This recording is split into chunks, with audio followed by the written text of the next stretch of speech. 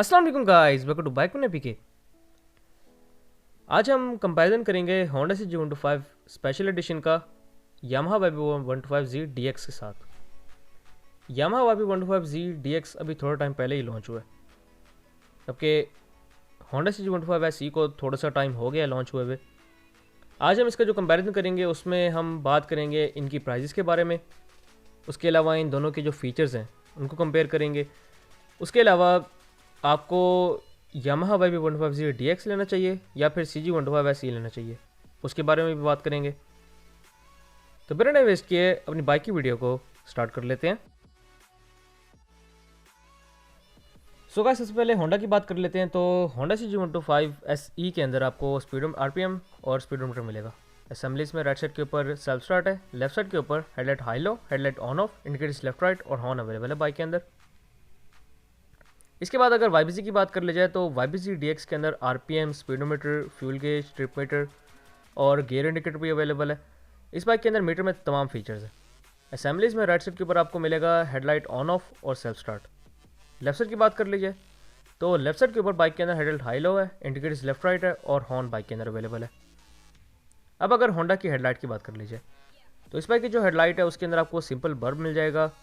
पुरानी शेप है इस बाइक के अंदर, पुराने इंडिकेटर्स हैं। उसके अलावा अगर फ्रंट के शॉक्स की बात करें तो टेलीस्कोपिक फॉक्स बाइक के फ्रंट शॉक्स हैं। बाइक का जो फ्रंट टायर है, तो इस बाइक का जो फ्रंट टायर है वो 2.50/18 का फ्रंट टायर है। 18 इंच के स्पोक रिम्स हैं विद ड्रम ब्रेक। अब अगर YBZ की बात की जाए तो YBZ की एक तो गोल हेडलाइट है, उसके अलावा इसके अंदर आपको हेलोजन बल्ब मिलेगा। छोटे से इसके अंदर आपको इंडिकेटर्स मिलेंगे। फ्रंट के जो शॉक्स हैं वो टेलीस्कोपिक फॉक्स बाइक के फ्रंट शॉक्स हैं। फ्रंट जो बाइक का टायर है वो 2.75/18 का फ्रंट टायर है। 18 इंच के बाइक के अंदर आपको अलार्म्स मिलेंगे। उसके अलावा इसके अंदर एक और एडिशन किया गया था जो कि इस बाइक के अंदर आपको मिल रही है, एक डिस्क ब्रेक। सिंगल पिस्टन इस बाइक के अंदर आपको डिस्क ब्रेक मिलेगी, जिसकी वजह से जो बाइक की स्टॉइंग पावर है वो काफ़ी ज़बरदस्त है। उसके अलावा बाइक के अंदर एक फ्रंट पर मड गार्ड का भी एडिशन किया गया है। इसके अलावा अब अगर होंडा की बात कर लीजिए तो होंडा CG125 SE का जो टैंक है ये 9.2 लीटर्स का इस बाइक का टैंक है। इस बाइक के अंदर 2 लीटर का रिजर्व लगता है। उसके अलावा अगर इस बाइक की पेट्रोल एवरेज की बात कर लीजिए तो ये बाइक आपको पेट्रोल एवरेज, अगर आप स्लो चलाने वाले हैं तो ये बाइक आपको 35 to 40 तक आराम से दे सकता है। 40 तक तो आपको एवरेज दे सकता है। अगर आप थोड़े से अगर आप भगाने वाले बंदे हैं तो फिर आपको ये एवरेज 30 to 35 के दरमियान ही देगा, हो सकता है उससे कम दे। अगर इसके ग्राफिक्स की बात की जाए तो बाइक के ग्राफिक्स काफ़ी अच्छे डिज़ाइन किए गए हैं और काफ़ी खूबसूरत लग रहे हैं इसके ऊपर। इसके बाद अब अगर यामाहा की बात कर ली जाए तो यामाहा के अगर टैंक की बात की जाए तो यामाहा का जो टैंक है वो 13 लीटर्स का टैंक है। इस बाइक के अंदर आपको जो पेट्रोल एवरेज मिल रही है, मिनिमम भी आपको इस बाइक के अंदर 40 की एवरेज मिलेगी। अगर आप स्लो चलाने वाले हैं तो आपको इस बाइक की एवरेज मिल सकती है ऑलमोस्ट 45 to 50।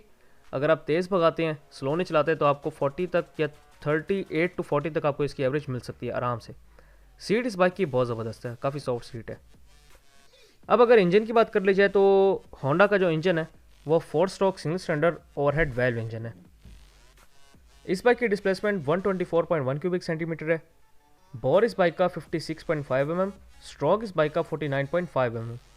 बाकी कंप्रेशन रेशो 9.0:1 है। इसके अलावा इस बाइक की अगर ट्रांसमिशन की बात कर ली जाए तो इस बाइक के अंदर आपको 5 की ट्रांसमिशन मिल जाएगी। और अगर इस बाइक की स्पीड एंड पिकअप की बात कर ली जाए तो क्योंकि इसका ये जो इंजन है वो OHV है तो कंफर्ट तो आपको नहीं देगा, वाइब्रेशंस तो ये बाइक प्रोड्यूस करेगा, लेकिन इसका फ़ायदा आपको ये होगा कि बाइक स्पीड पकड़ेगा, बाइक भागेगा। तो स्पीड एंड पिकअप वाइज ये बाइक बहुत अच्छा है। बाइक की स्पीड भी है, पिकअप इस बाइक की अच्छी है, और अगर स्पीड की बात की जाए तो 120 तक ये बाइक आराम से जा सकता है। अब तो इस बाइक के अंदर एक गियर का एडिशन है तो ज़रा स्मूथली जाएगा 120 पर। इसके अलावा अगर यामाहा की बात कर ली जाए तो यामाहा का जो इंजन है वो भी 4 stroke single cylinder overhead camshaft engine है।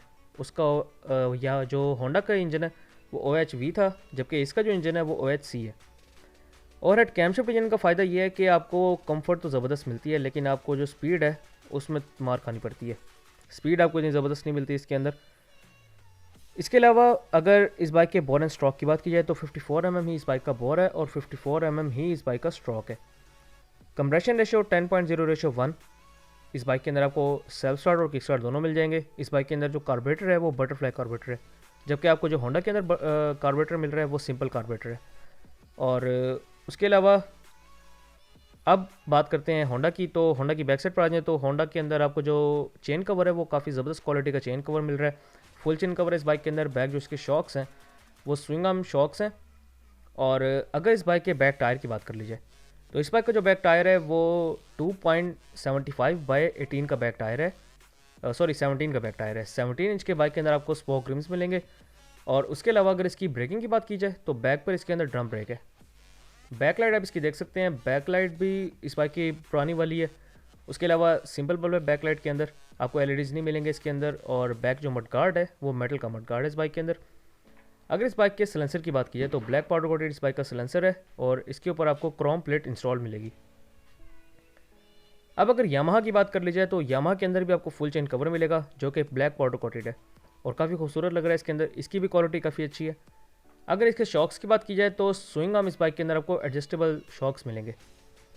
अगर इसके बैक टायर की बात कर ली जाए तो इस बाइक का जो आपको बैक टायर मिल रहा है वो है 90/90 का बैक टायर। 18 इंच के बाइक के अंदर आपको अलॉयंस मिलेंगे और बैक पर इस बाइक के अंदर एक ड्रम ब्रेक अवेलेबल है।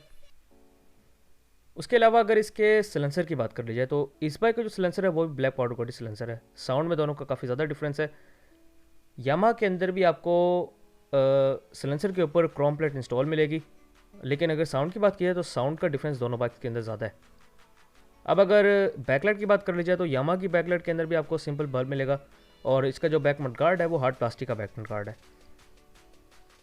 अब अगर होंडा के डायमेंशंस की बात कर ली जाए तो होंडा की जो आपको लेंथ मिल रही है वो है ऑलमोस्ट 1912 mm। बाइक की विड्थ है 727 mm। बाइक की जो हाइट है वो है 1029 mm। Seat height 765 mm। Ground clearance 133 mm। और अगर इसके वेट की बात की जाए तो 108 kg इस बाइक का वेट है। तो अगर इस बाइक के कंफर्ट लेवल की बात कर ली जाए तो कंफर्ट लेवल वाइज इस बाइक को मैं नंबर देना चाहूँगा।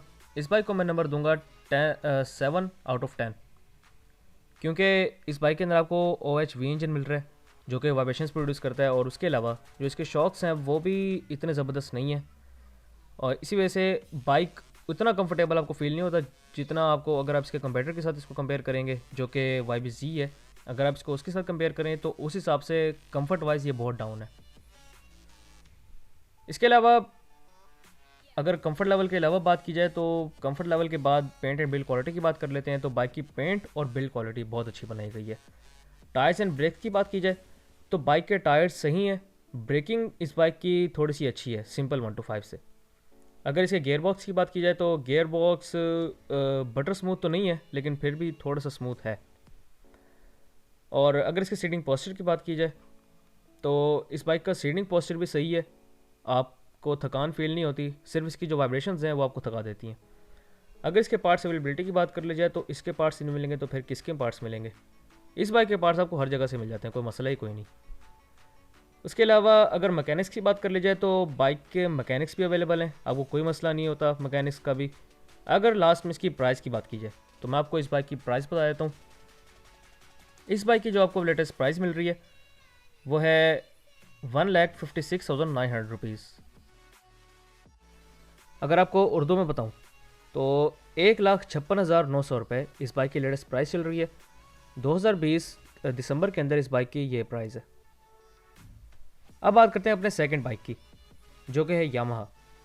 तो यामाहा की सबसे पहले डायमेंशंस की बात कर लेते हैं। तो इस बाइक की जो आपको लेंथ मिल रही है वो है 1980 mm। बाइक की विड्थ है 735। बाइक की हाइट है 1045 mm। बाइक की जो आपको सीट हाइट मिल रही है वो है 770 mm। बाइक की व्हील बेस 1285 mm। बाइक की जो ग्राउंड क्लियरेंस आपको मिल रही है वो है 150 mm। इस बाइक का जो ड्राई वेट है फुल फ्यूल टैंक के साथ आपको मिलेगा 118 kg इस बाइक का वेट। अब सबसे पहले इस बाइक के कंफर्ट लेवल की बात करते हैं।